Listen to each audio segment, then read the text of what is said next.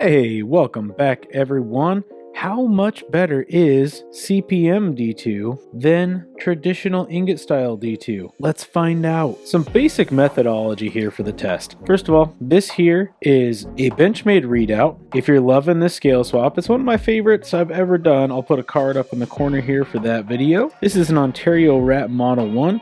In D2, you can see that I have marked up the blades to only use a very specific section of the blades so that we can really test edge retention and toughness of these blades. We're going to test both of these blades on the way in. Both of these are factory edges on this best certified tester here to give it a numeric score for sharpness. Then we're going to cut some cardboard with each knife, cut some rope with each knife, and then baton the knives through some firewood to make kindling to test the toughness. Then after we're done putting some quick hard use on the knives, we are going to test how much of that edge they have lost. Then just to be extra sure, I'm going to put new edges on these knives at the same angle, and I will do everything in my power to make the sharpening equivalent, and we will repeat the test again to see just how much better CPM D2 is than regular D2. So first up, we'll test the CPM D2's incoming edge on the best tester, the score of 171. We're going to go ahead and give 2 scores each on these and give an average, just so that we try to keep the tester honest. This tester certainly performs better if you consider it an average rather than a single test. Although we just got 171 again. Now we'll test the Rat 1 and regular D2.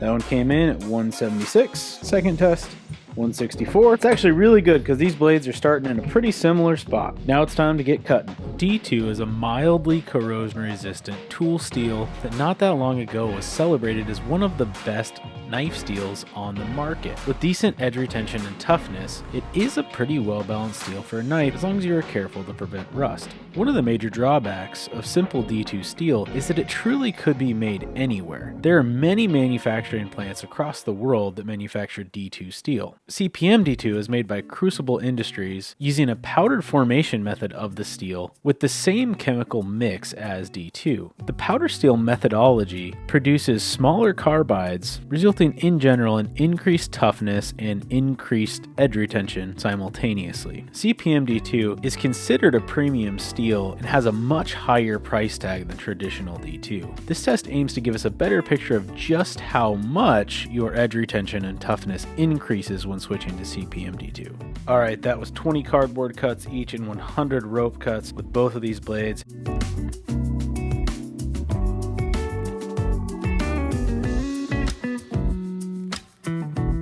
Alright, now that we've put this thing through its paces a little bit, the edge actually feels like it's doing alright on there. There's no like chipping or anything. It's definitely not as sharp as it is, say, here or here, but we'll see how it's held up. Alright, that's a score of 295, 273. Now for the Rat 1 D2, got 191, 224. So far, the CPM D2 on this readout decreased 113 points in this test, and the Rat only lost 37 points. So as we're going through this, it's certainly not making any excuses for this CPM D2 so far, but I think it will be a much more fair test when these have the same angle of sharpening on them, because it is super clear that the Rat has a much more keen angle on it than the readout does starting off. Alright, now we have put a fresh edge on both the CPM D2 and the D2 blade. In the spirit of fairness, this has been sharpened on the KME guided sharpening system, using an angle cube to make them as close to exactly the same angle as humanly possible. And other than the initial reprofiling that was necessary on the Benchmade CPM D2, I finished these both on a 600 grit stone and did essentially identical stroke numbers on the stone and on the strop. And just a basic observation, the CPM D2 did seem to polish up a little bit better. Let's get a new baseline sharpness. Okay, we got 100 and 90 for an average of 95. And now the traditional D2, we have 98 and 97 for an average of 97.5. Again, very close starting places.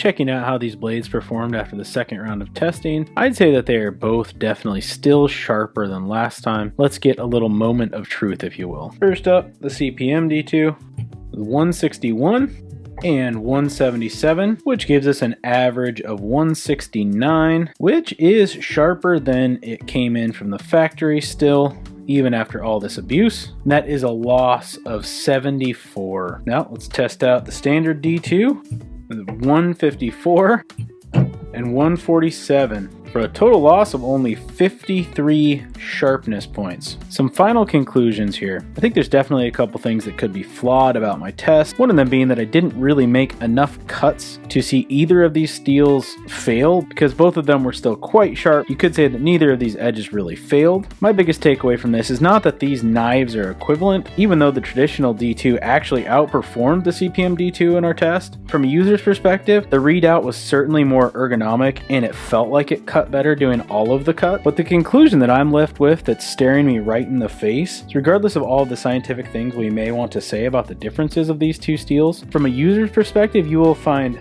virtually no difference between D2 and CPM D2. All in all, that's not that bad of a thing, because I think D2 is actually a pretty good performer as long as you keep it well cleaned and oiled. Let me know your thoughts down in the comments. Are there any other steel battles you would like to see take place on the channel? I so appreciate you watching. I hope that you'll let love and light fill your life. Stay sharp out there, friends. I will see you on the next one.